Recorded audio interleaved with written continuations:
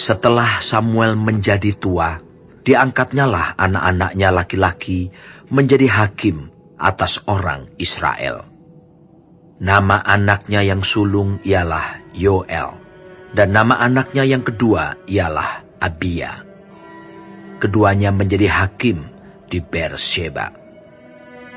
Tetapi anak-anaknya itu tidak hidup seperti ayahnya. Mereka mengejar laba, menerima suap, dan memutarbalikkan keadilan. Sebab itu berkumpullah semua tua-tua Israel. Mereka datang kepada Samuel di Rama dan berkata kepadanya, "Engkau sudah tua, dan anak-anakmu tidak hidup seperti engkau. Maka angkatlah sekarang seorang raja atas kami untuk memerintah kami, seperti pada segala bangsa-bangsa lain." Waktu mereka berkata, "Berikanlah kepada kami seorang raja untuk memerintah kami." perkataan itu mengesalkan Samuel. Maka berdoalah Samuel kepada Tuhan. Tuhan berfirman kepada Samuel, "Dengarkanlah perkataan bangsa itu dalam segala hal yang dikatakan mereka kepadamu.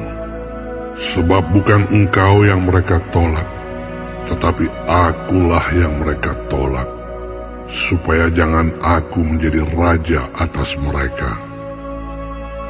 Tepat seperti yang dilakukan mereka kepadaku, sejak hari aku menuntun mereka keluar dari Mesir, sampai hari ini, yakni meninggalkan daku dan beribadah kepada Allah lain.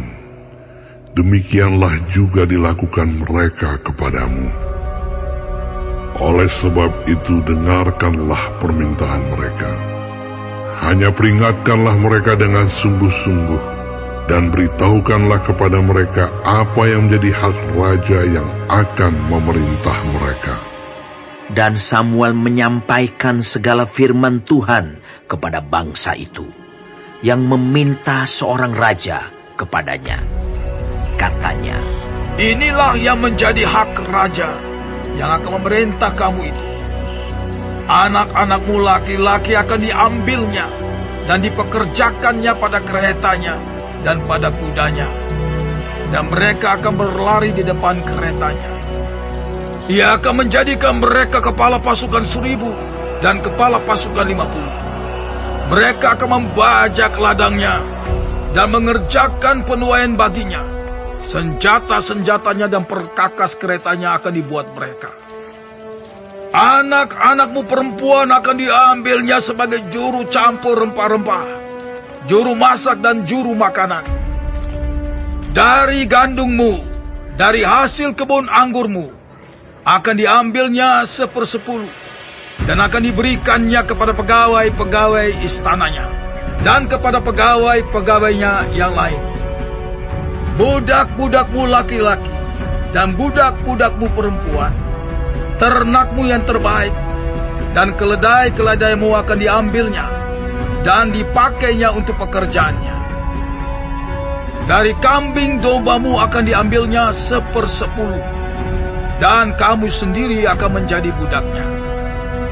Pada waktu itu kamu akan berteriak karena rajamu yang kamu pilih itu. Tetapi Tuhan tidak akan menjawab kamu pada waktu itu." Tetapi bangsa itu menolak mendengarkan perkataan Samuel. Dan mereka berkata, "Tidak, harus ada raja atas kami. Maka kami pun akan sama seperti segala bangsa-bangsa lain. Raja kami akan menghakimi kami dan memimpin kami dalam perang." Samuel mendengar segala perkataan bangsa itu dan menyampaikannya kepada Tuhan. Tuhan berfirman kepada Samuel, "Dengarkanlah permintaan mereka, dan angkatlah seorang raja bagi mereka." Kemudian berkatalah Samuel kepada orang-orang Israel itu, "Pergilah masing-masing ke kotanya."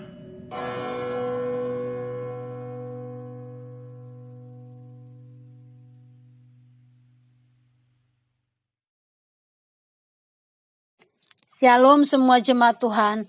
Kembali kita di dalam pendalaman Alkitab Clear Sight. Sekarang kita sudah memasuki kitab 1 Samuel 8. Tuhan Yesus memberkati. Setelah Samuel menjadi tua, diangkatnyalah anak-anaknya laki-laki menjadi hakim atas orang Israel.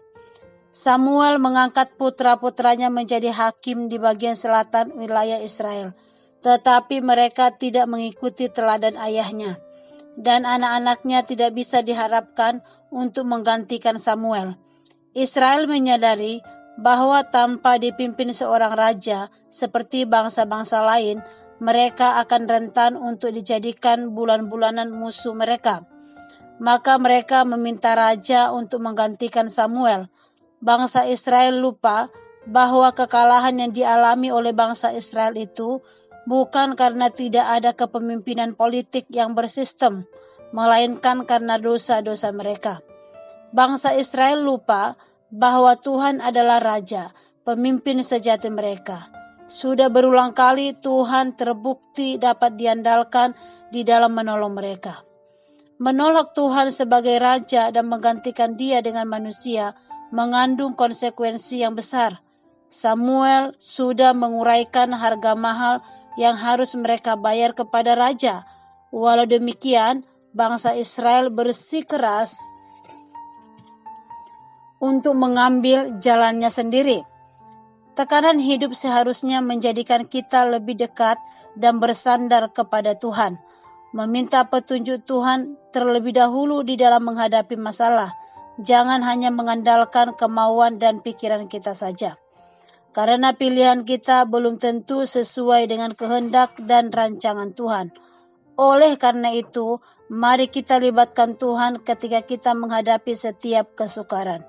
Ingatlah, Tuhan tidak akan tinggal diam dalam setiap masalah yang dihadapi oleh anak-anaknya apabila kita datang dengan sungguh-sungguh dan meminta pertolongannya. Amin. Tuhan Yesus memberkati.